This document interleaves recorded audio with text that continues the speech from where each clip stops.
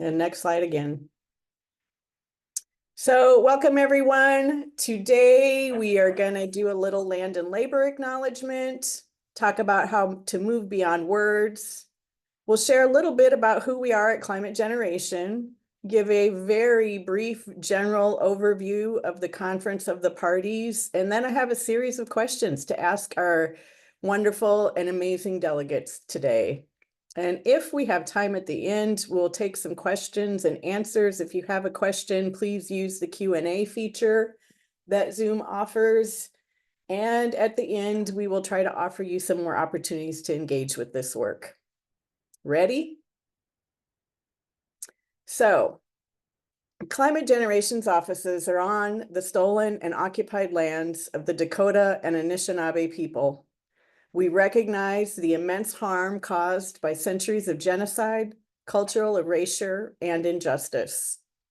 We also acknowledge that much of what we know of the United States, including its culture, economic growth, and development, has been made possible by the labor of enslaved Africans, their descendants, their ascendants who suffered the horror of the transatlantic trafficking of their people, chattel slavery, Jim Crow, and other harms that continue today. We are indebted to their labor and their sacrifice, and we must acknowledge the tremors of that violence throughout the generations and the resulting impact that can still be felt and witnessed today. We also recognize the immigrant and American-born workers of African, Asian, Central, and South American descent whose labor remains hidden in the shadows but still contributes to the well-being of our collective community. So words are not enough, my friends, and because words are not enough and we have sort of fallen into this pattern of making land and labor acknowledgements and saying some fancy words but not doing much beyond that, we want to offer you some opportunities to move beyond just words. On this slide are 4 organizations' logos. These are organizations that are BIPOC led and doing the deep work that needs to happen as a result of those labor and land acknowledgements.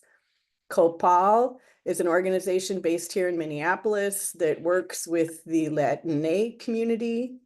McGizzy and Wakan Tipi are 2 Indigenous-led organizations here in the Twin Cities doing deep community work. And Nexus Community Partners is a BIPOC-led organization with a wealth of programs to build Black wealth in the community. And so if you are so inclined and are ready to move beyond just words, please check out these organizations, make a donation if you are able, or get engaged in whatever way that makes sense for you, but just do more than just say the words. So Climate Generation ignites and sustains the ability of educators, youth, and communities to act on systems perpetuating the climate crisis. We envision a just and abundant world beyond the climate crisis. For more than 18 years, we've been building climate literacy, amplifying personal connections to climate change, and developing powerful advocates among educators, youth, and communities through collaboration and partnership. Our work addresses climate change in 3 areas: education, youth activism, and community engagement. You can check out our website if you want to learn more about what we do. You can sign up for our COP29 newsletters. You can sign up for our regular e-newsletter. Let us know if you want to get more deeply engaged in our work. Next slide. So we are here because Climate Generation is an accredited organization with the United Nations Framework Convention for Climate Change. And because we are accredited, we are given badges to send a delegation to the Conference of the Parties each year. The convention was established in June of 1992 at the first COP, which was also known as the Earth Summit, held in Rio de Janeiro, Brazil. People have been gathering every year since then to continue to work on implementing the agreements that they make about how we as a global community might solve the climate crisis. Next slide. So who's at the Conference of the Parties?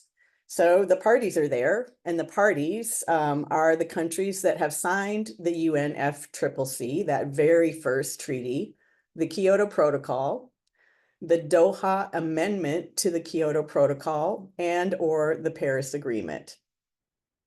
What's also present at the COP are civil society. And civil society includes the United Nations agencies and staff, intergovernmental organizations and alliances, and non-governmental organizations just like us. I think those are all of our slides. So without further ado, we're going to get rolling. So I first have a question. We have 4 people on the ground who are in week 2 of COP, have been there for the full 2 weeks. And so my question for Antavia and Jen and Ramiro and Analia specifically is, what's different about week 2? What feels different on the ground? I know I've been told that the vibe feels different. Negotiations are getting harder. Emotions are running higher. And so just really curious if you could share with us what you are noticing about week 2 that feels different than week 1. I could go first. Well, for starters, most of us feel pretty horribly, like physically. The air quality is not good here, and it's really affecting all of our breathing in our lungs. I personally am just now getting my voice back yesterday and have been kind of sick for like 4 days. So definitely all feeling run down after just about 2 weeks. Sorry. Um, there's a lot of disappointment on the ground here because there's not much to share with home about progress on the negotiations. Unfortunately, I heard today, like, it's a climate finance year. And so we're really looking for ambitious nationally determined contributions and strong language on the NCQG, the new collective quantified goal. I heard today that there's text out now for the NCQG, but that the UK and the European Union are considering scrapping it and talking about it later, which like this kind of reality has been happening for multiple COPs that we're just aren't getting progress, and then we're supposed to talk about it later. So the draft text is, yeah, there are no numbers in there. People, I was talking with Lucia on the bus today that about like the fact that people are coming across the world and a lot of folks are risking their lives to come to COP and share their stories, and there's no progress on things. And there's just this constant putting it off to talk about next year. And I think whole communities are not going to be in existence by next year, which is what's on the table for folks. So there's a lot of confusion, and even folks that are following the negotiations or negotiating themselves are still like, we don't really know where we're at, which is just frustrating to say the least. So yeah, I'm exhausted. So let me just use an I statement, but I wish I had a better update on negotiations, but our folks are not willing to put up the money. Global North countries have said they'll do $200 billion for climate finance, and that's supposed to cover adaptation, mitigation, and loss and damage. So our old goal was 100 billion 5 years ago, 4 years ago, and we never reached that. So we're looking at actually a need for trillions of dollars, not billions. And countries like the United States are pledging millions. So it's pretty abysmal. But it just means that the organizations organizing at home is going to have to continue. So that's all I'll say. Thanks, Analia. That's wonderful, Analia. Thank you for sharing that and being on the ground with us, Romero here. Week two, 14 days, I think, something around that. As you know, I attended the conference of parties in Dubai for the first year, so this is my second year, with a little less understanding of how this conference goes, but also more understanding of the practices of this conference, and sometimes negotiations don't get completed. But how I'm feeling personally is the momentum came high when we first arrived. I'll admit, first week was clearly the energy was through the roof. The space is very small, so there's a lot of people in crowded spaces. What I've noticed is that the immense pressure on the indigenous peoples, who are often not a part of negotiations to figure out climate solutions, and then the political jargon around climate finance, which I'm still learning, and carbon offsets, which, as we know, as activists on the ground, are not a real solution, and just community members from across the globe really sharing those impacts of like geoengineering, which I'm learning about. Another thing that is not feasible and not a solution, but just being attentive to those relatives and those community members, and speaking to them and hearing from them, because sometimes the policy gets kind of wonky, and those spaces aren't even accessible. We've tried to go into not only the plenary, which they did not let observer badges in, but we also try to see the president of COP, which they also stated we cannot attend. So as we do try to maneuver through these spaces, we're getting shut down. So week two, we're is a great group. You're going to hear more from them. So I'll pass it on at that to Jen.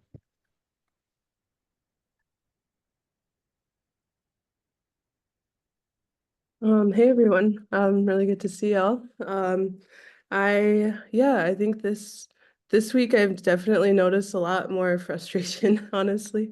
I noticed last week that there was a lot of hope and a lot of feelings of folks wanting to really put a lot of pressure on their government and really put a lot of pressure on the global community to fix things. And people have been working, almost 30 years now to have really specific solutions and really specific numbers. And it came to this 1 trillion number that's needed for financing.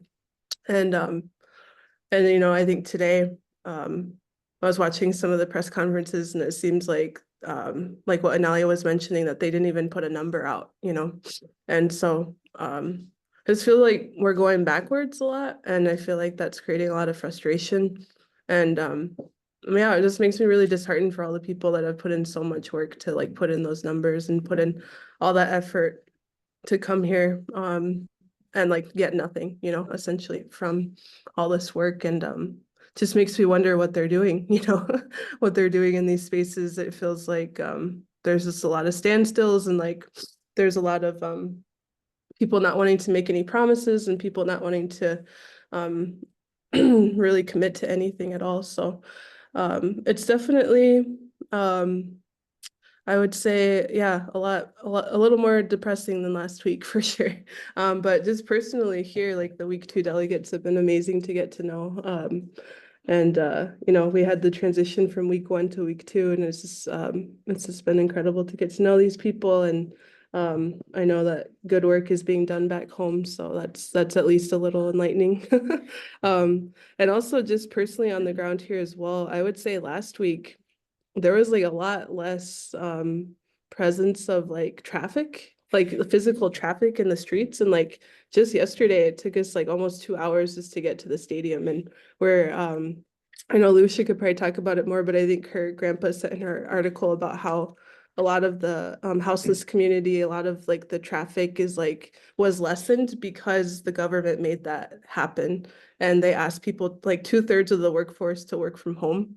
And I think we definitely saw some police protesting yesterday as we were riding in the bus, and we've been hearing things about how, like, our presence here at COP has really kind of created a lot of turmoil here in this country amongst people. And so yeah, that's also really sad, because I don't think any of us want to like, be a part of that oppression or repression of people just trying to live their lives. And yeah, I think a lot of You know, this is something Octavia and I talked about too last week, is like a lot of this feels staged, and I think we knew it.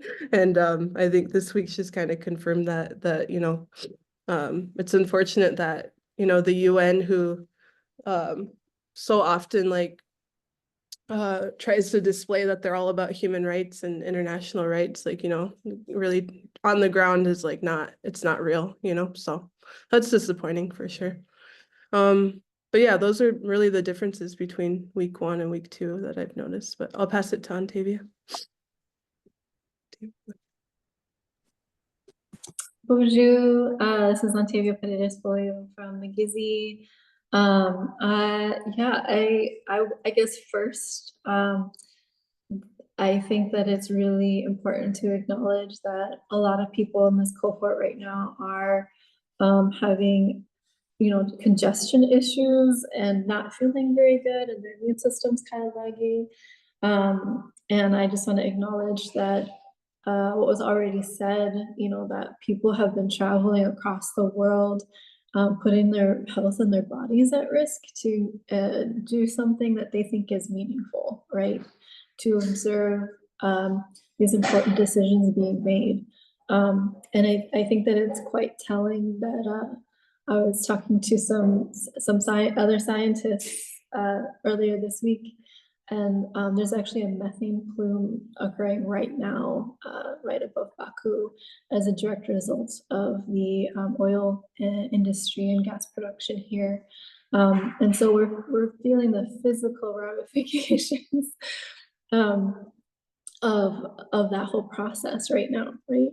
And so just acknowledging that first. Yeah, and I would echo the week 1 was kind of exciting, right? Like I didn't, this is my first COP, and I didn't really know what the process was like or what to expect. And the energy was very optimistic, right? It's like, let's see what kind of good work we're gonna do. What are we gonna see this week? Whereas this week it's kind of like, okay. So it's like more of nothing. And then to hear, especially coming from the United States, myself, like to hear the level of stalling being done by the global north and the United States in particular is really scary and embarrassing. And I think that I saw something today that really freaked me out, which was something that COP does really well, is having like a lot of field experts having high-level conversations. And as a scientist, that's the space that I eat up here, is hearing from the scientists who are doing the research that can create informed decision making and policy creation. And then to see global representatives coming in from the global north, after the scientists give their expert opinion, and after the Q&A session, in which I saw many representatives from the global south asking questions and listening to the scientists. And so there's just a different level of catalyzation happening in the global north versus the global south. And I think the common sense reason is that the global south is suffering the consequences right now, and they're looking for changes right now, and they're presenting solutions and frameworks that have been proven to work for the last 5-10 years that they've been utilizing in their countries. Whereas the global north kind of swoops in and just reads something off a piece of paper that has already been pre-prepared, and they're not really having a transnational conversation. So clearly, some people aren't interested in actually having a conversation or being science informed. They just want to look like they're at COP doing good work. And so that's been really scary. And that's been, I think, weighing on people. And so this week has been very, very heavy, especially for scientists. Like it feels like everybody wants the facts, but no one's going to listen to them when you have them. So that's kind of scary for the science community. And with that, I'll pass it on. Thank you so very much for those honest reflections. I'd like to pull out a little bit, and certainly folks there for week 2, please respond to the questions, but I'd love to give the floor to some of our week 2 delegates who have joined us this evening, this afternoon, this morning, wherever you are. And my question is, tell us about a particularly impactful conversation you've had with someone new that you met while attending COP. So who did you meet and what did you learn and what are you taking away? Hi, Lucia. Hi, I'm Lucia Everest. I use she, her pronouns, and I am one of the youth delegates for week 2. One of the conversations I had was just yesterday. I actually was in the middle of a meeting, so this was kind of like a, I had to take a kind of sidebar to my original plan. I was in a meeting with everyone, and I actually started to fall asleep. So I was like, I gotta get up, I gotta go get water, I gotta go do something. I'm a huge extrovert, so I was like, you know what, I'm gonna take this time to do my interview that we had to do for Climate Gen. And I was like, I'm going to talk to someone, it'll wake me up. And I ended up meeting this guy who actually was writing for the Brussels newspaper. And we had a super long conversation about kind of like his plan. He originally lived in the United States, in New York, and then he ended up moving to Brussels to kind of do on the ground work, not only as a climate activist, but kind of hearing his perspective. I got part of this in the interview that I had recorded, but kind of off camera, we were talking more about his shift as an activist from the United States then to Brussels, and kind of how he's noticing, like, even around the world, even in different countries that are seeing different amounts of push and like give back from their government, that the past 5 years has kind of had like people have been stepping back more. People have been kind of having some doubts and losing their energy, losing all the steam that they once had in the movement. So me and him were talking about it, and we had a long conversation about how he sees youth playing a part in kind of picking it back up and making sure that we still have a force that is pushing it. So that was really interesting, and just getting to hear his side about like the reporting side of things, because he was interviewing people all over COP, people who were happy about the negotiations, people that weren't happy about the negotiations, and people that were making money off the negotiations. So he said it was very interesting to be able to contrast, like even like the level of like personability. He was like, some people were barely talking to me, some people were being very rude to him, when it was a pretty cool opportunity to be interviewed by someone who's writing for an international paper. So I think that was the most interesting conversation I've had thus far. But that being said, I had many, many other small ones, but that just had the most substantial evidence for you guys. Thanks, Lucia. Who's next?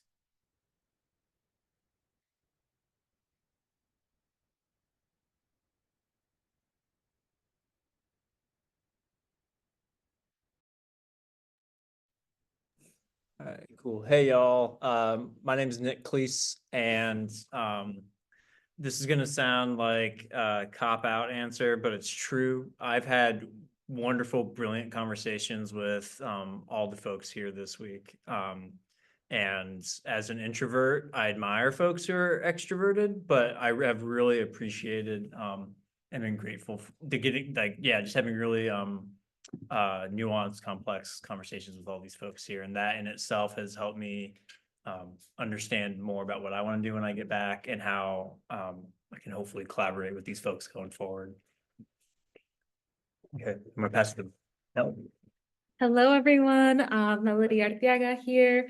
For me, two conversations that stick out are actually both from taxi drivers. One of them was on the way here, just him hearing like the love of like Baku and his country, and hearing like he was so excited to share everything as we were driving through like the city, and he was like, oh, you're staying in the outskirts, and he pointed out like the stadium. He's like, oh, this is where COP's gonna come, is going to happen. But then he also had made a comment that was really interesting of like, he was hanging around the airport, I think like these past like 2 weeks, picking up people, and he was like, there's a lot of like foreigners in this country, which is something that we don't really see a lot.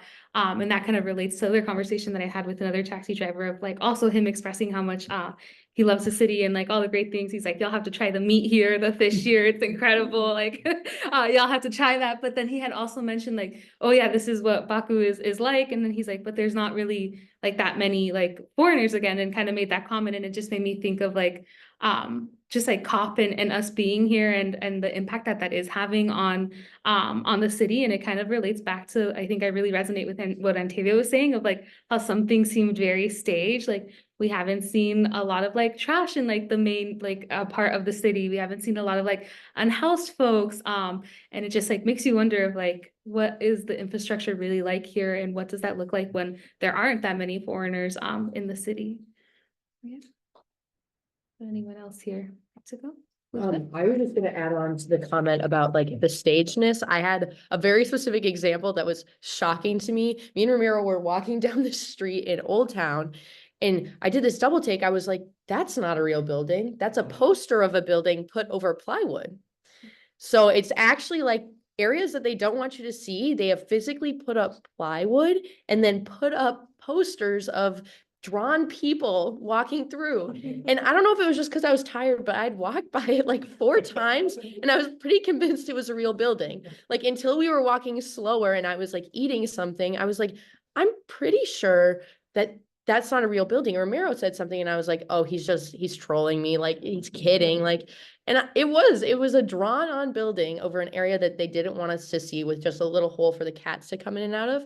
And we'll never know what was on the other side, if that's where homeless people were living, or if that's where something like an institution was that they didn't want us to see. It was taller than a lot of the other buildings. But we'll never really know. So. Hi everyone, my name is Ethan Vu. I use they pronouns. And to add on to that conversation of that building specifically, I saw it and I'm like, oh, it looks like construction. That was my first thought. I didn't think that it was just like what was it? Like just like a a wall, wall. plywood, yeah. And it wasn't until we did further investigation that we looked at the side and it was literally nothing. I thought it was like a huge empty space back there, but we didn't know where like what was in it. Yeah, it was very like it just makes you think like what's happening. And then also like noticing the environment around us too. I saw like this one area where like there's supposed to be grass, but it's just like a green carpet. And so also adding on to like the conversation how like there's not a lot of trash being seen near the Baku Arena, but then on our way there when we're riding the buses, like you could see trash on the side of the highways and the hills, and it's just like and it just makes me think like what's going to happen after we leave, like how is everything going to be teared down, where is all of the extra materials going to go? So Ethan, since you're on the screen right now, would you like to share about someone that you met and a conversation that you might have had this week that has stuck with you? I mean, I never had a conversation. Okay, well, I guess, yeah, yesterday, I believe, Musha was in a round table and she was asked to be there to give youth input about how youth in the US could be more engaged in the federal level. And so we got there early. We were like the first ones to arrive. And then one by one, other delegates started to trickle in, and then they started their conversation with the question of how do we engage youth in the federal level. And some delegations took most of the time. They weren't really conscious of time and not allowing other delegates to speak either.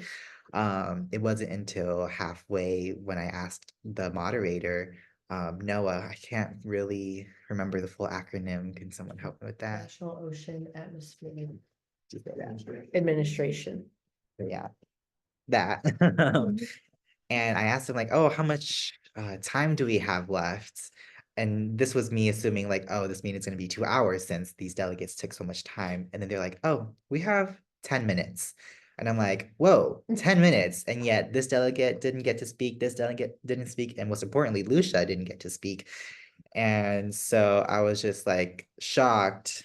And then during those minutes, I was just like really thinking about the question they're asking, like how do we get youth to engage in the federal level, and then just like really analyzing that question, like, no, like youth are already engaged, there's already action being taken.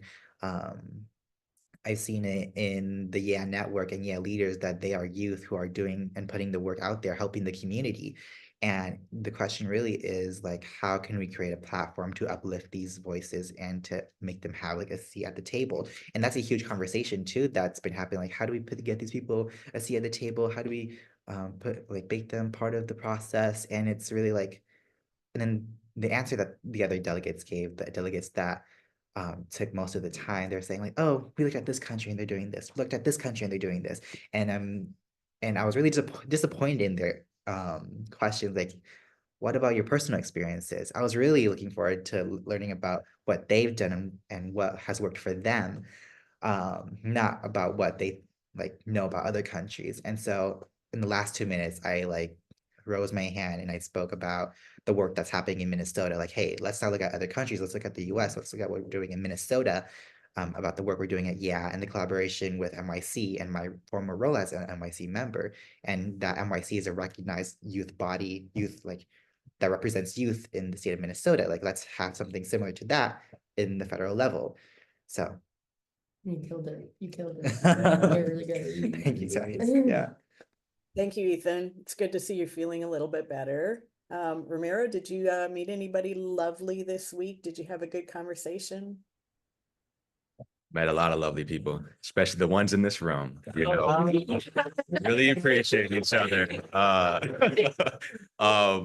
Yeah, had a lot of great conversations. Some of the highlights that include, I think she's actually with us, Sohalia, who is a youth activist who's been around for a number of years. We're so lucky to have open spaces and rooms to actually bring people and provide them with a community.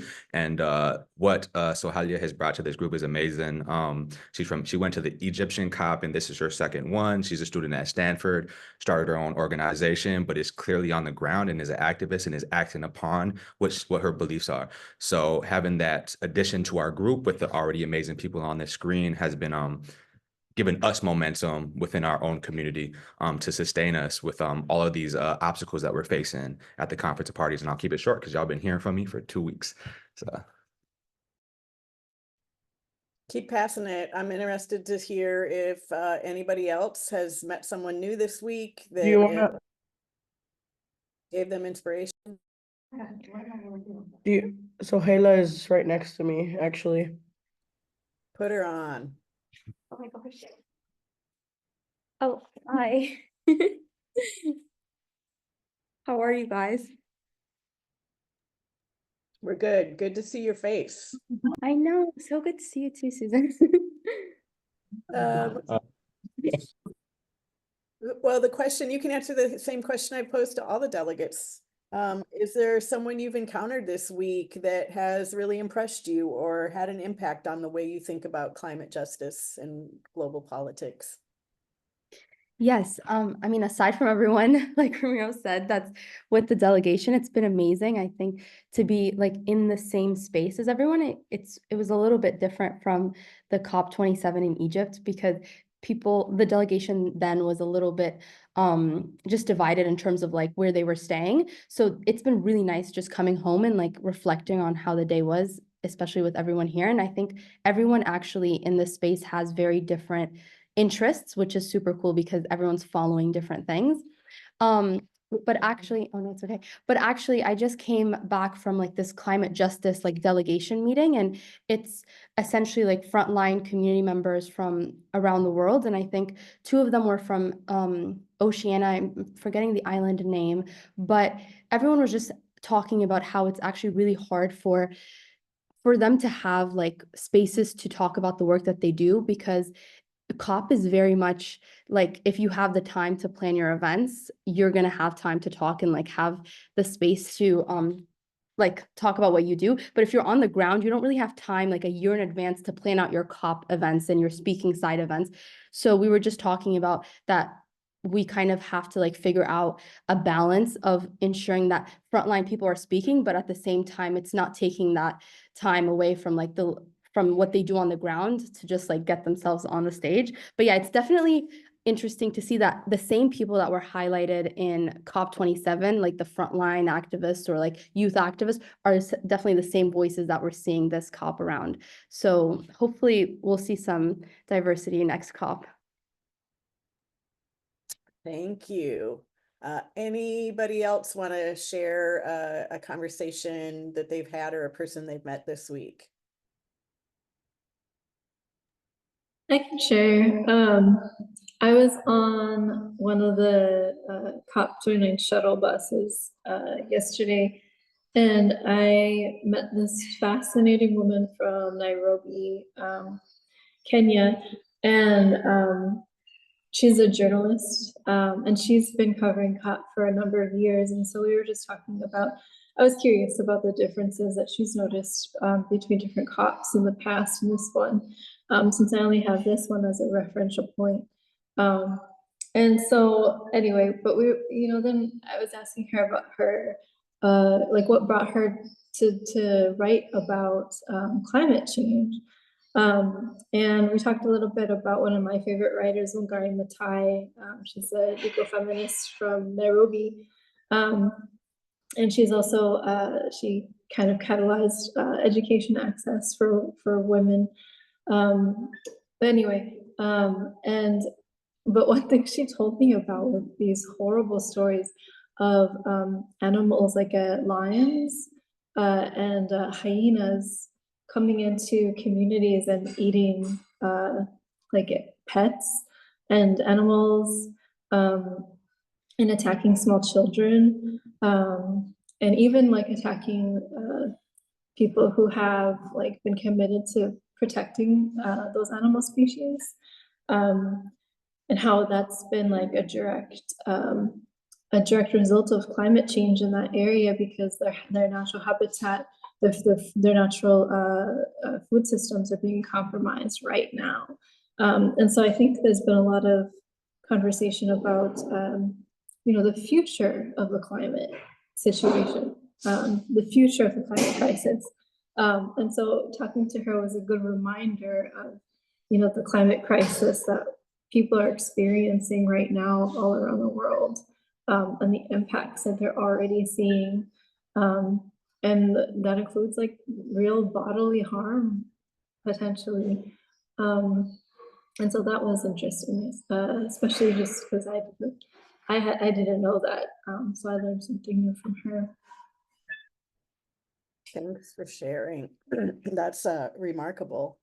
I kind of like to pivot now and throw a new question out. And the invitation is for you to pass the mic and talk about sort of, you're at this big global international experience, right? But even Nick already alluded to the fact that you will all be returning home. And so what is it that you're learning about solutions in this global space and action in this global space that you want to bring back to Minnesota and tell other people about, or implement, or gather momentum around? So solutions and actions, going from global to local. I could go first, but to be transparent, it's like a thought in process right now. But I want to first address like the solutions that are going on at COP29 right now. There's so many conversations and so many input from multiple perspectives, but I feel like there's an overarching theme of expectations, especially from like the United Nations, like, oh, we care about different countries and their needs. But I think it's like these expectations that they put for themselves that they can't reach, and that's why we're not getting real solutions. Like, I think we need to be honest with ourselves. Like, if I were to be leading a country, like I don't think I'd have the capacity to worry about other countries, but what I can do is tell other countries about the work that I've done and the work that has made impacts in communities, and bring that to the table, rather perspectives or like potential solutions. Like, we need real work that needs to be presented. We need just honesty and truth. And I feel like once we break through that, we can start formulating a solution for climate action and climate justice.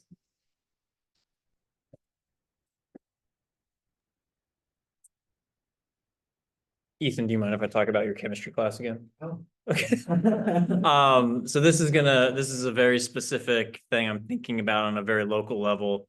As an educator, I've been able to hang out with Lucia and Ethan, who are currently undergraduate students, and I've watched them both have to stay up till 3, 4 in the morning, not only doing the homework that they're assigned, but doing extra work for missing class. And they're not excused from their classes for being here. And that was really upsetting to me as an educator. And I see that as the universities in which they're part being very hypocritical in claiming that they want to empower young people, give them the experiences and skills to be change makers in the world, and then creating barriers to doing that.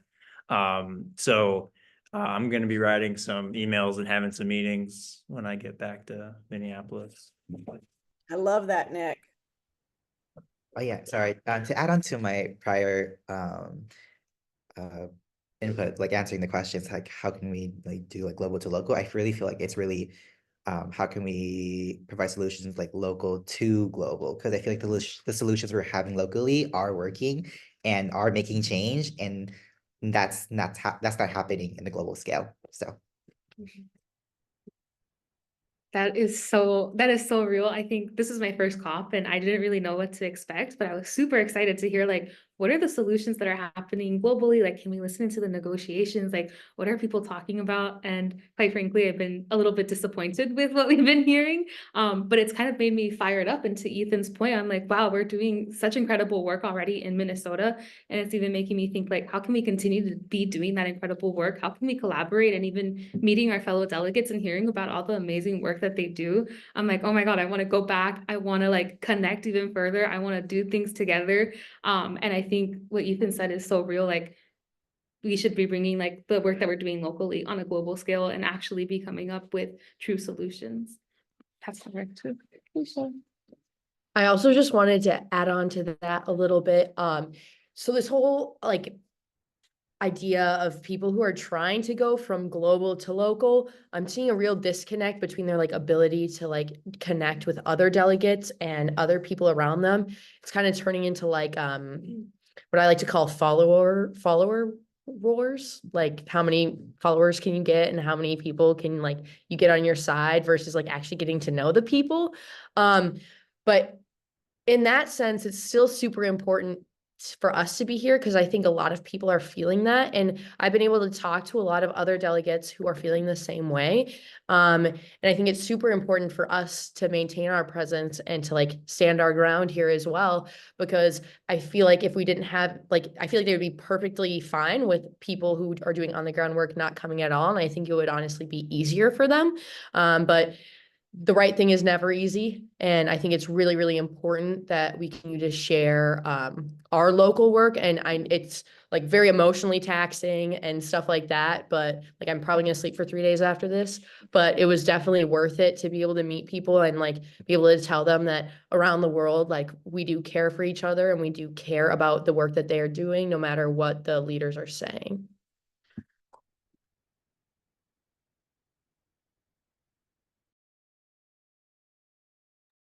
Go ahead, Ramiro. I have nothing to share. I think the group said it well. So I'll leave it at that. If Analia has something. Yeah, I can go quickly. So I've been trying to figure out how to tie connection to what we're experiencing locally to what folks are experiencing globally and vice versa. Because we're experiencing different versions of the same thing. I think that there's a huge push right now to tie a connection between the southern states in the United States and what they're experiencing as it pertains to climate and other overlapping crises. Excuse me, sorry. And I'm seeing a very clear connection between those two realities. More and more, I was talking with another young person this evening on WhatsApp, and she's like, I think I was the only American in this room talking about climate finance. I'm like, yo, we can't, I mean, we can't take up too much space as Americans. And also our country owes the biggest amount to the global South. Like that's just the reality. We owe $446 billion a year to the global South. at least as a down payment. We need to be talking about that reality and we need to be naming that. I don't know where we're going to get the money from, but we have the money. So it's really just a priorities issue. So it's really frustrating to know that, you know, the solutions-based conversations tend to be, excuse me, heavily populated by the global South. And I don't think that that's a problem with the global South. That's a problem with us in the global North. It is up to us to figure out the solutions. Now, that climate finance is not supposed to come from, you know, people, especially poor people and folks of color that have been impacted within the global North, right? But we have a serious priorities issue, and I'm going to keep saying that. We've made it clear that we can allocate money for whatever, to persecute whomever for living their life, right, in the United States, and that we can send tax dollars to other countries to commit continuous harms. Sorry, y'all. And we can triple fossil fuel expansion and still say we don't have money. So I think that there actually needs to be a lot more specific organizing with a global context within the United States, and it's imperative that we do local solutions. And we can't afford as a world anymore to not have a global lens to what we do. We just can't. It doesn't suffice, and we're seeing this year after year. This is my 4th COP.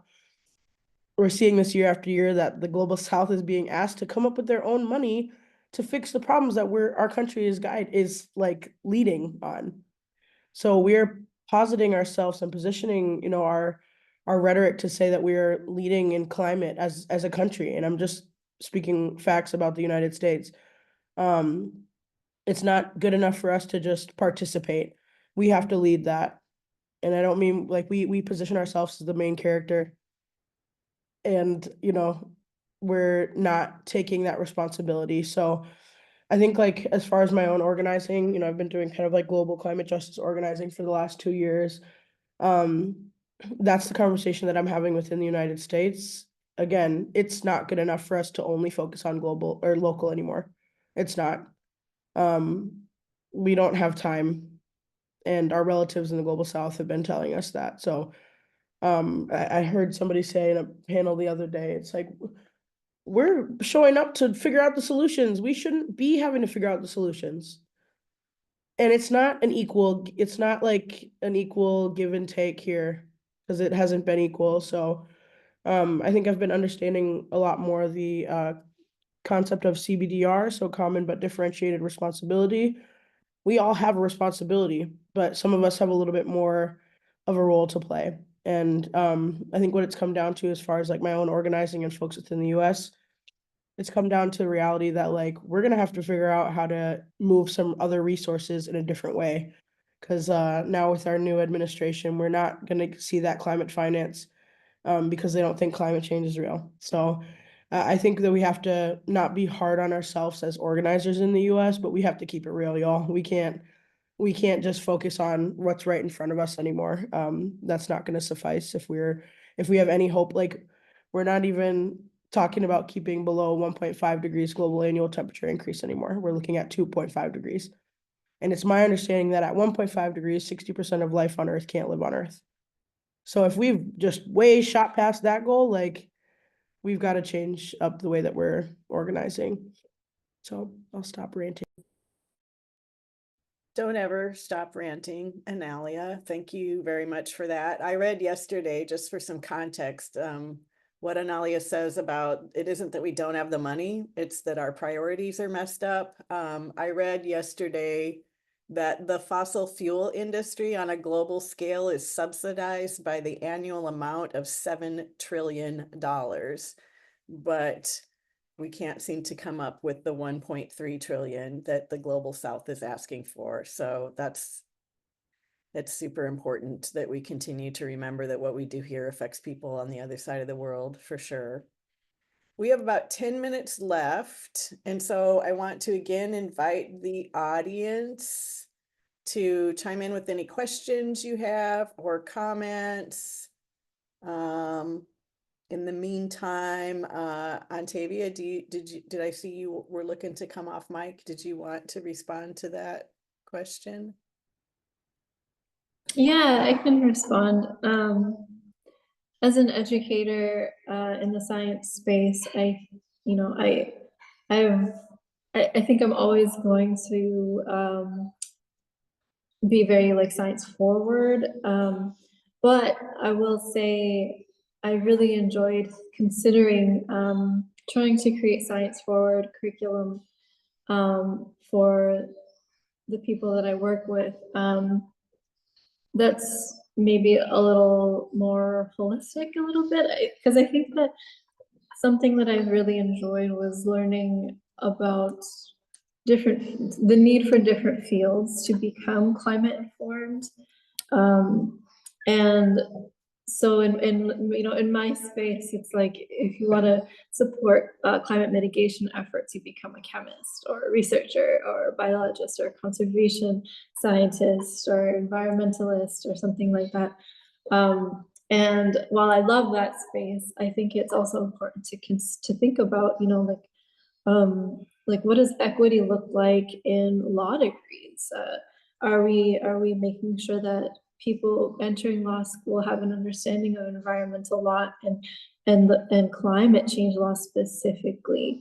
And thinking about how every facet of the human experience and every profession that exists has to become climate informed in some capacity, right? And so thinking about even what we were just talking about, the financing piece, the money has to come from somewhere. And so thinking about where is the money right now? And right now, a lot of it's thinking about like armed conflict, for example. The United States is funding armed conflict right now. And so it's not being concerned about humanity and having those philosophical conversations about where we are financing things that go against our ethics. Money could be diverted from the war machine that we've created and continue to feed to support the bill that we have to pay. And because the other part of that is that armed conflict has a climate cost itself, right? It costs a lot in terms of greenhouse gas emissions to launch an offensive. And I don't really see that being part of the calculus when it comes to defense missions, if that's what you want to call things. And so, yeah, anyway, and then also I met some wonderful artists who are doing a lot of climate active work and thinking about how holistic we have to be moving forward when we're talking about to our young people, and just making sure that every profession is climate forward. I think that's kind of what I've been that's what I've been thinking about.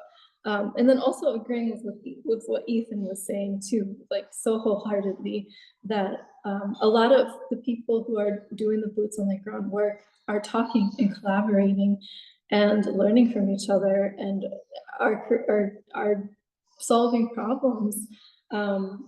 It's more like the global level that it feels like isn't really entering the conversation. They've left the chat. It feels.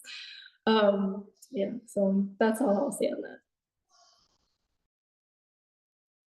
Thank you so much to each and every person on the delegation. Thank you for your content that you've contributed, that we've been pumping out in the digests every other day. Thank you for putting your bodies and your physical health on the line. Thank you for taking care of each other while you're there. And thanks for sharing with us again today. We look forward to welcoming you back to Minnesota with a big warm hug and to getting busy and making the changes that we want to see in the world together. Thank you to the public who joined us today. I think there's been multiple links dropped in the chat if you want to get more engaged and continue to follow the work and join us. This is a movement, and now more than ever, given what happened in the elections, our voices and our work is critical. And now we're going to let these good people go to sleep because they got one more day.